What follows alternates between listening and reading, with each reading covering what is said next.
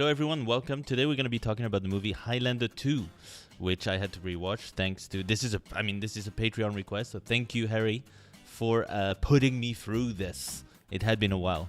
So actually, I hadn't seen this movie in a long time. The last time I watched it was and it was the last time and the first time was to make this video. It was like a top 10 I did a while ago. It was like a top 20 silliest moments from that movie. It's well known as being one of probably the worst movies ever made, because pretty much everyone kind of likes, or at least respects a little bit, the first Highlander movie. And then this movie came out, Highlander II, The Quickening, and it was not only like a huge flop, which, the first film was kind of a flop, this film was really a flop, and critics completely nailed it to the wall.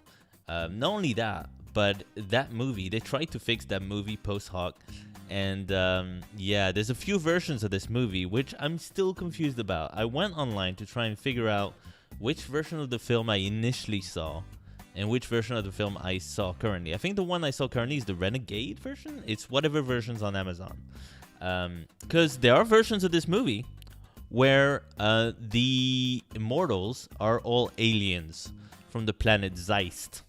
Okay. And there are some versions where none of this is really explained because it's all cut out awkwardly.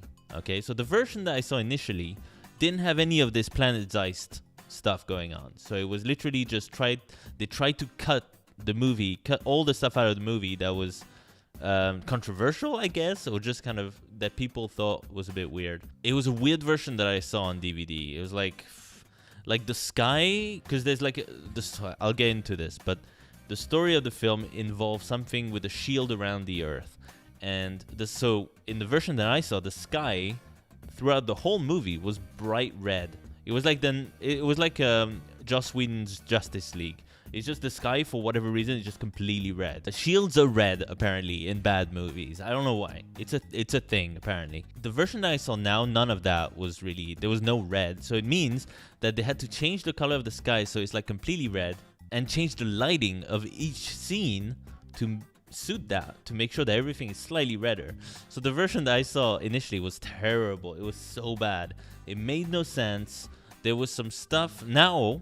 Now, in retrospect, now that I've seen the kind of fuller version, the one I saw was a little bit fuller, so you got all the planet stuff in there. Now that I've seen this version, some of the stuff in the original version that I saw makes a little more sense, actually. But it makes the original version even worse in some ways, because they cut out a lot of stuff that actually kind of made sense. It made the movie make sense in its own madness. But they left some stuff out that really wasn't very good or very useful. So it's kind of like, really? Why did you thought this was better? Okay. But okay, admittedly, neither movie makes sense. Okay, I'm going to tell you that right now, especially next to the first movie and the third one, I guess.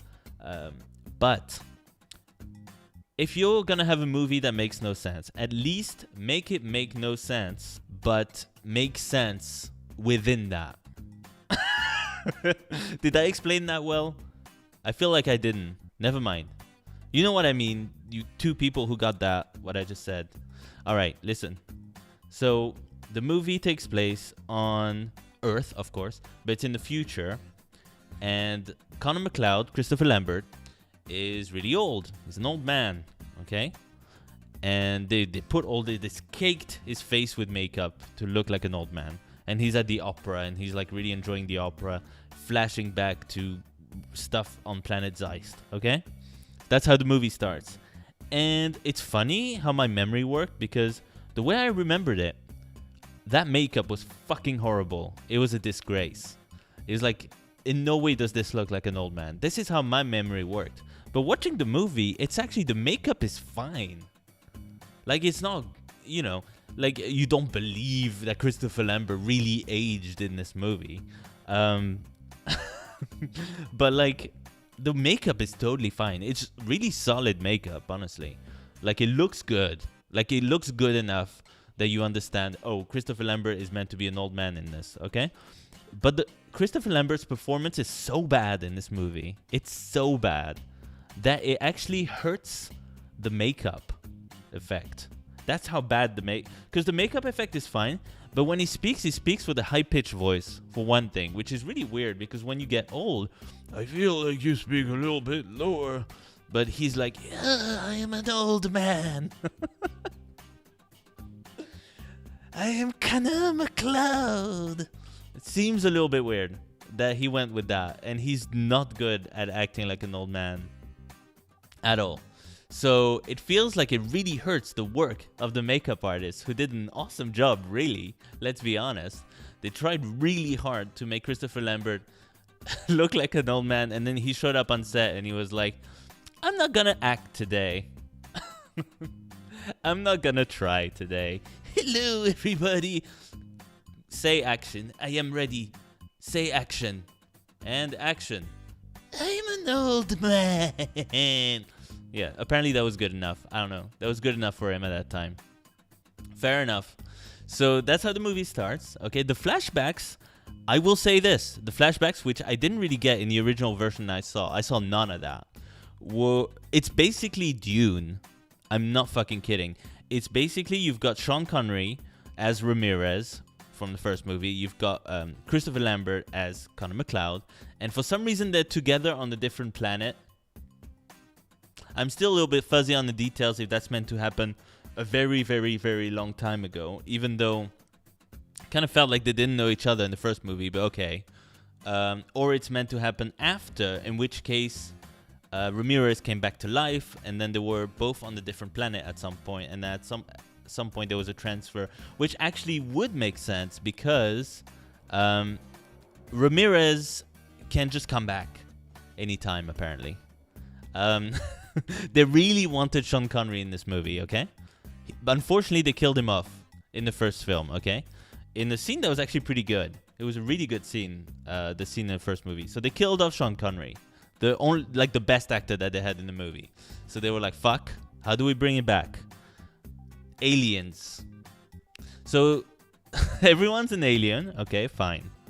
They're having some kind of war, like in the Dune planet. And it's pretty cool what's happening over there. Honestly, those scenes look really cool. It looks like a way better movie is happening on that planet. And so Ramirez is there.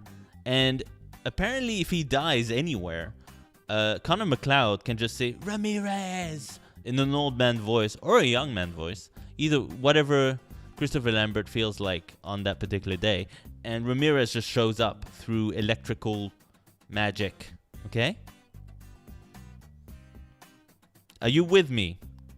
I'm not going to repeat any of this, okay? So far, we got planets, Planet Zeist, we have aliens, Ramirez comes back anytime he can because magic, okay? Connor McLeod, old man voice, old man face, okay? Shield covering the earth. Is that enough for you? This is all kind of like explained in the first like 20 minutes of the movie. Just crammed in there. Oh, it's the future. Did I mention it was the future? Yeah. Yeah, it's the future.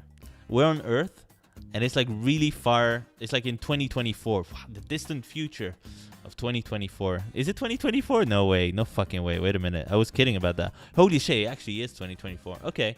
So we're in the distant, hard to imagine future of 2024. And the movie thought it was really important to make an environmental...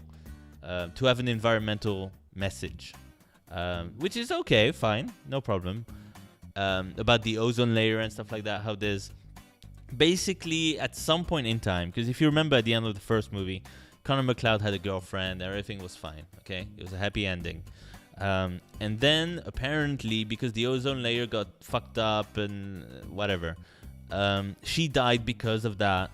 So he helped develop a shield to cover the earth. So no more people would die, okay? But the ozone fixed itself later on, which actually happened, right? So this movie knew exactly what was going to happen, far ahead of anything Al Gore could have come up with. So Highlander 2 just had it right, you know? Except for the shield. That was ridiculous, but okay. And the hedgehogs, but we'll get to them. Eventually... the ozone fixed itself, but there's some evil businessman played by the jokey old guy from Scrubs, I forget his name, but he's really good, who wants to keep the shield because it makes him money to have control of the shield over everybody else, over all these other governments or whatever.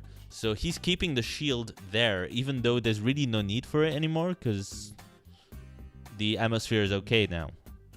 So Connor McLeod and some activists, and, you know, who are kind of rebelling against this. One of them is played by Virginia Madsen, who is too good for this movie.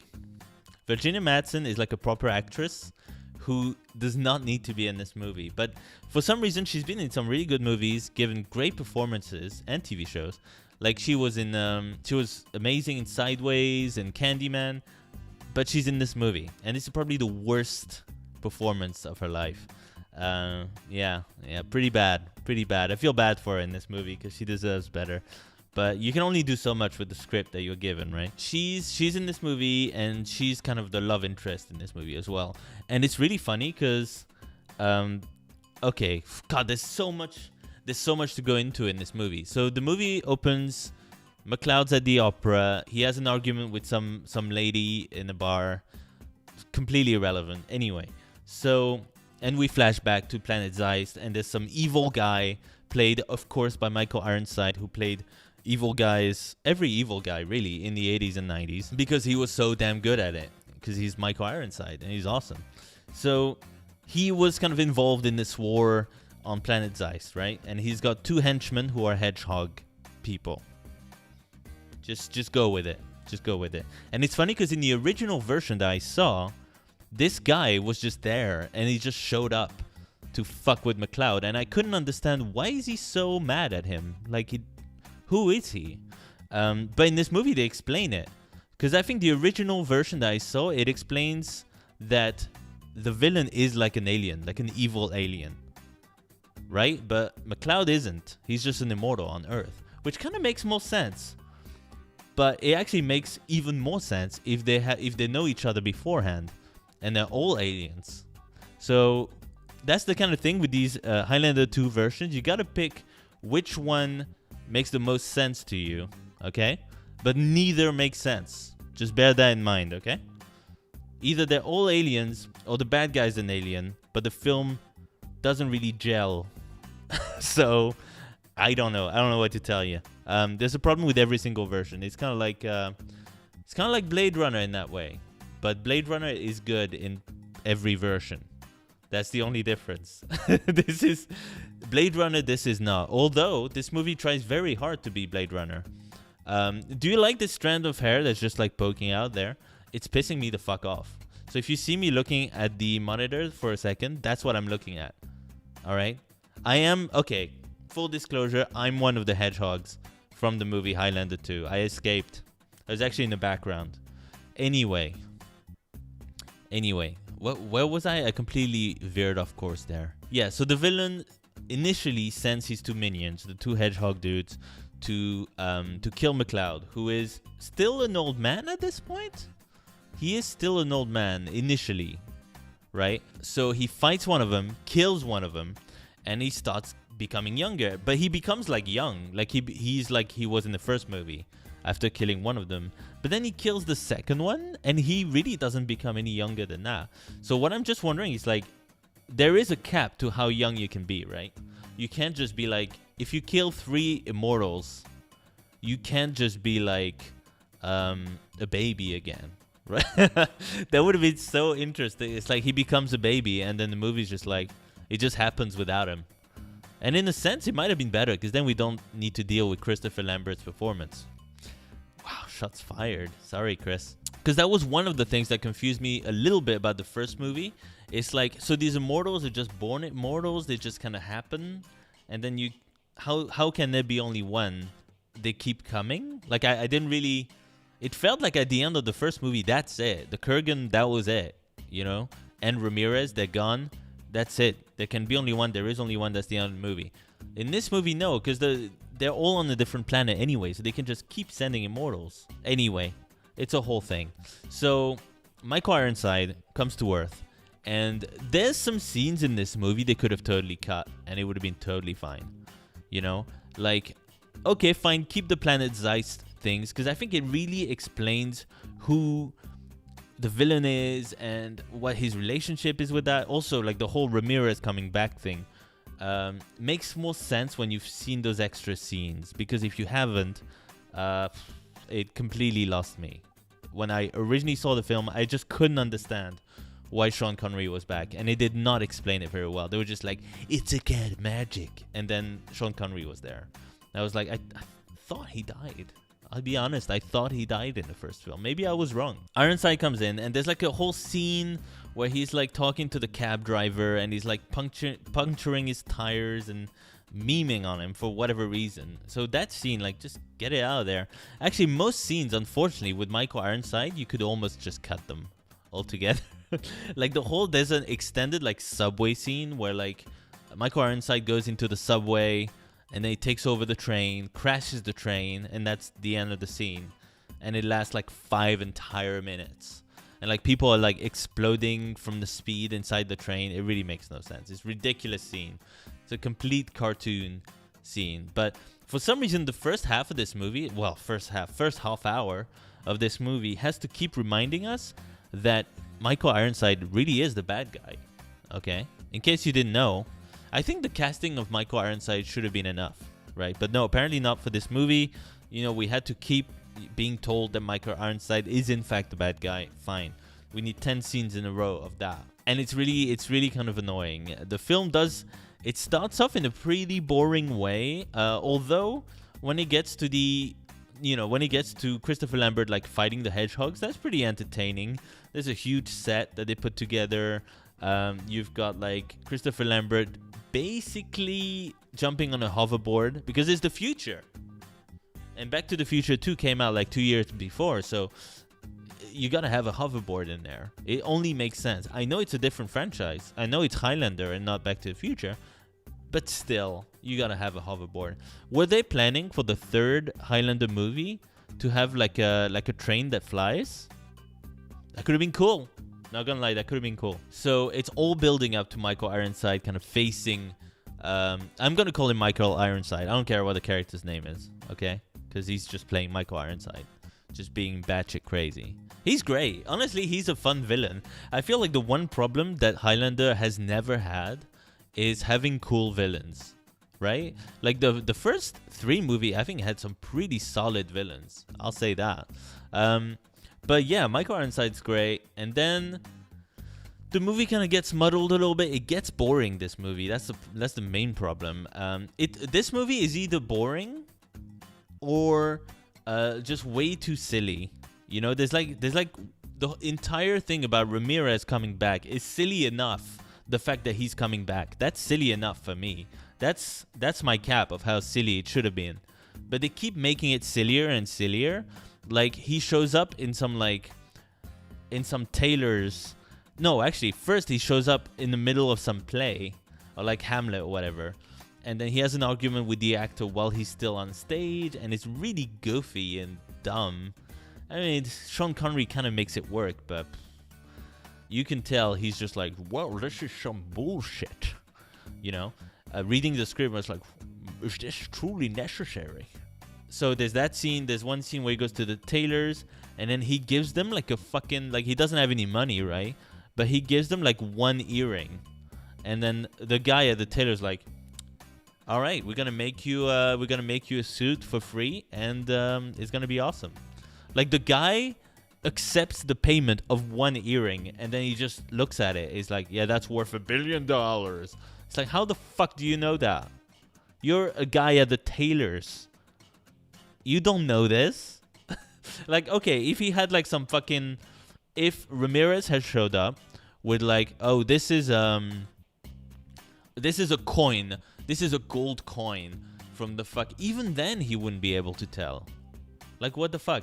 Like, if he had like the skull of like the head, the severed head. If he showed up with the severed head of like Julius Caesar or something, and he's just like, there, I'll pay in that. Like, I guess you can make money from that, and it's very clearly Julius Caesar, I guess. But even then, he wouldn't be able to tell. So he just looked at the earrings like, everybody, give him a free suit. So they spend like 10 minutes making this suit for Ramirez because he's not with the times, right? He's still dressed like he was before. I don't know. It makes no sense. Anyway, he comes back in a bolt of lightning. So that's silly enough for me. But no, they had to keep making it sillier. So he shows up. And then there's jokes of Sean Connery on the plane looking at a video. And it's like a very silly video on the plane with the planes crashing and shit like that. It's like a security video kind of deal. But it's really over the top. And there's like some lady that's just like really weird sitting next to him.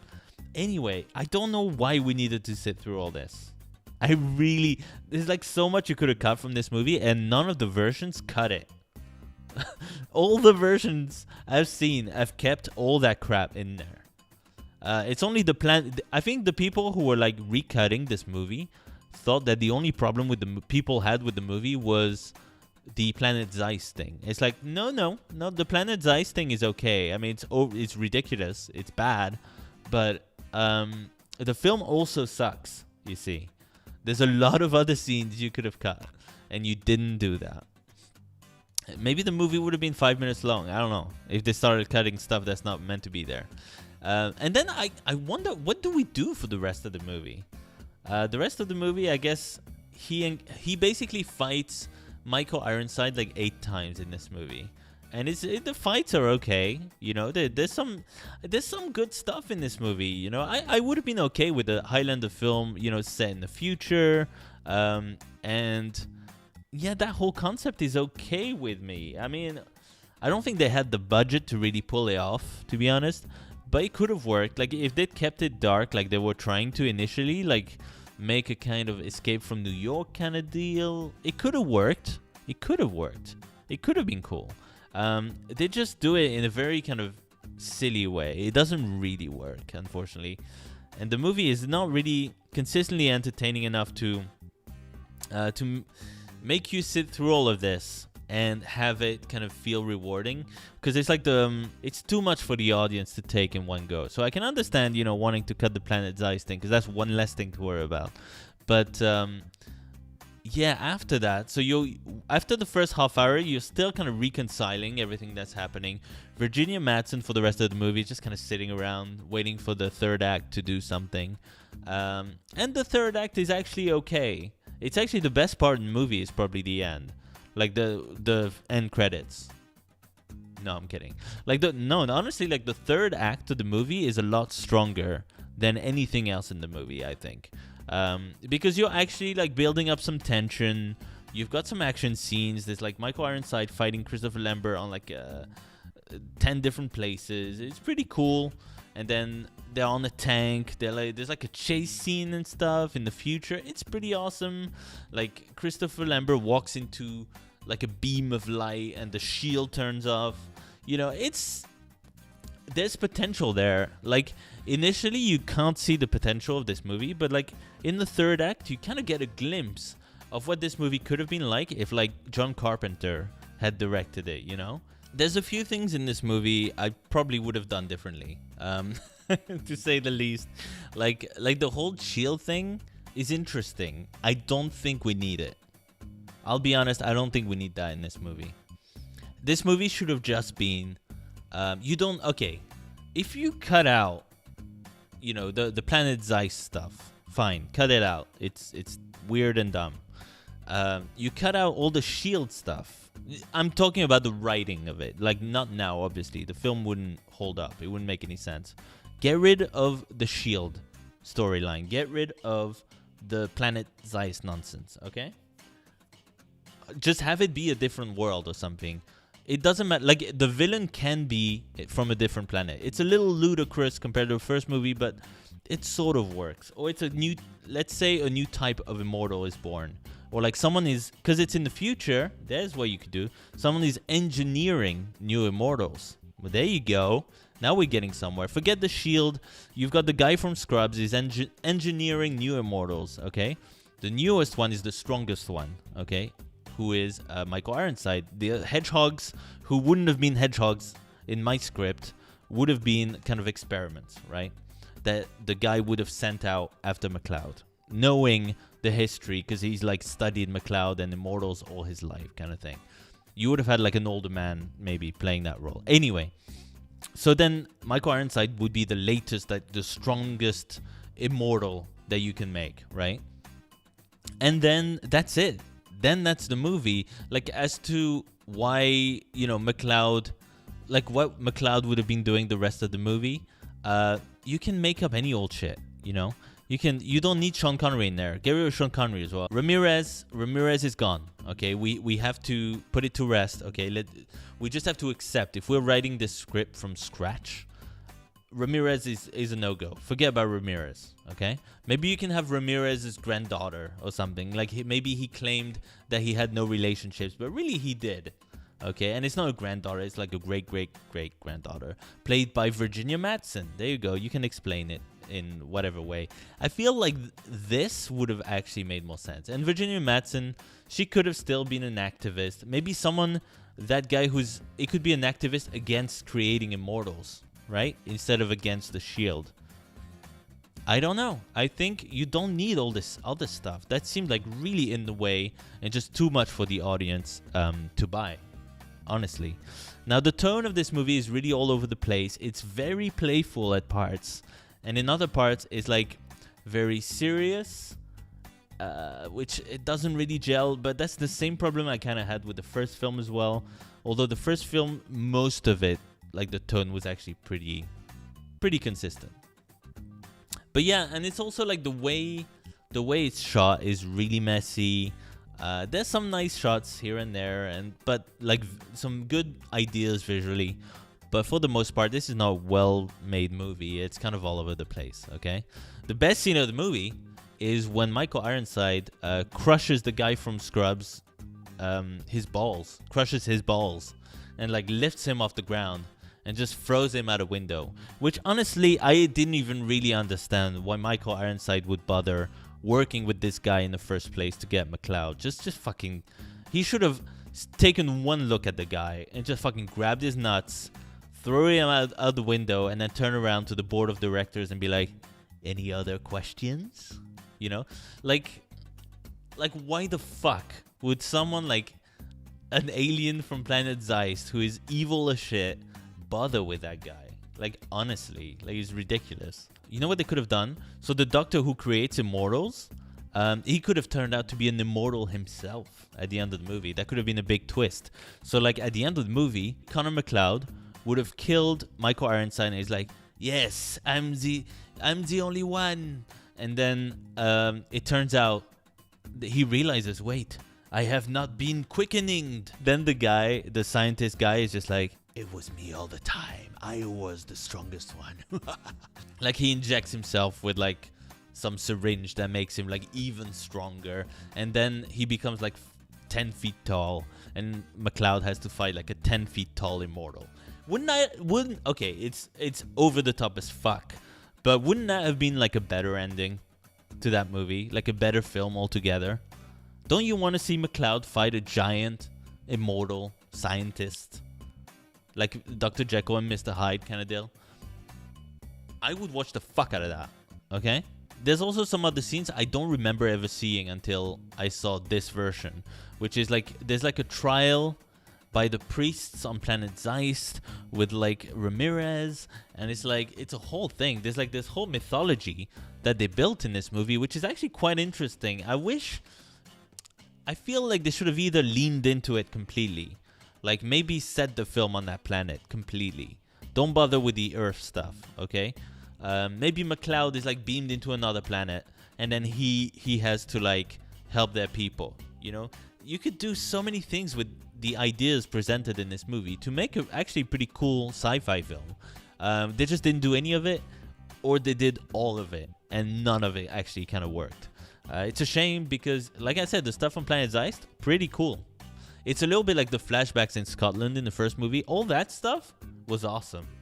But then the stuff on the Earth is always a little bit... There's something about the Highlander movies where like all the stuff on the Earth is a little bit underwhelming, But at least I feel like this movie gets a bad rep, and I understand why, okay? But this movie tried, There's some movies where like it's bad, but really they didn't try, Like The Room is really bad, and you can tell, like, there's no real there's no real story there. There's no like thought to anything. It's just like, you cheat on me, I'm angry, I kill myself. That's it. That's That's the extent of the thought process. Point camera in my ass. Shoot it. Whereas here, you know, you've got like this whole mythology behind the movie. You've got like you've got all the sci-fi stuff. It's interesting. There's some interesting things in this movie. And I understand why it gets a bad rep, and it's not a good movie, okay? It's worse than the first movie, obviously. But I don't think it's like unwatchable or anything, especially if you've got the Planet Zeiss stuff in there, which makes the stuff that doesn't make sense make more sense, yet still no sense. Do you see what I'm getting at this? Okay, let me put it this way. This version of the movie with Planet Zeiss has more coherence to it, but it still makes no sense in the grand scheme of things. You know, next to the first and third movie. There you go. I think I explained it a little bit better now. Whereas the other version is completely incoherent and makes no sense with the rest of it, if you know what I mean. This movie, I think, like the biggest crime it ever did was like fuck up any interesting lore that the first film kind of established, you know? And you know, it just picked up the story like far into the future, which is okay. And you know, Christopher Lambert like coming back, becoming young again, and fighting off some bad guys. That's pretty cool. That's pretty cool. But I think people were just like really disappointed with so many decisions that this movie made. And Ramirez dies in this movie as well. And you know they wanted him to come back later, and it's just like, please stop with Ramirez already. And yeah, it's a shame because it took all the stuff that was interesting about the first movie and just kind of trashed it in this film, and then introduced kind of completely different things to it that are also interesting, but completely clash with, you know, what came before it. And it's a shame. You know, I would have liked this movie to work, honestly. I wanted to rewatch this movie and be like, you know what, this is awesome. No, it's not very good. This is not a very good movie. Is it the worst film I've ever seen? No. Honestly, I can sit through this movie pretty easily, chill out, and just enjoy the madness, you know? It's an entertaining movie. It's an entertaining bad movie, which to me doesn't make it like that bad, you know? I'd rather watch this than like something like Man-Thing, which was dull as shit, or Starship Troopers 2. You know, that kind of thing. It's just like, it's all in the dark, it's all fucking boring. Who gives a shit? Whereas this, you know, like I said, they tried. They failed, but they tried, and I respect that. I respect that. So if you're a fan of Highlander, you gotta watch this movie. Honestly, it's it's so ridiculous. You gotta watch it. Okay, you're not gonna like it. I'm telling you that right now. Okay, but you gotta watch it. It's just something you have to go through as a fan of the Highlander movies. You gotta, or the first movie rather. You gotta watch this movie. Okay, but then watch the third one to get back to normalcy a little bit. As a fan of bad movies, you gotta watch it again. If you want to watch a really good movie, this is not it. Don't watch this movie. Watch the first film and maybe the third one if you're interested in seeing more. Okay. Again, I'm going to be watching the third one at some point. I'm looking forward to it, actually, because I feel like it's going to be a much better experience. I remember being impressed by it the first time I saw it. I was like, there's another good one? Kind of thing. So I'm looking forward to that. Thank you again for watching, everybody. And thank you, Harry, for your support on Patreon. I really appreciate it. And for recommending this crazy, crazy movie. It had been a long time since I'd seen it. And it's pretty cool that there was another version of it available to watch on Amazon. So I got to see a different interpretation of it, which is very cool. So thank you. If you enjoyed this video, please leave a like and subscribe if you can. And you can also go to my Patreon, of course, yourself, and recommend things for me to talk about in videos, or just kind of do a written review for you. So once again, thank you, and yeah, until next time. I still hate why must you ruin this? How dare you?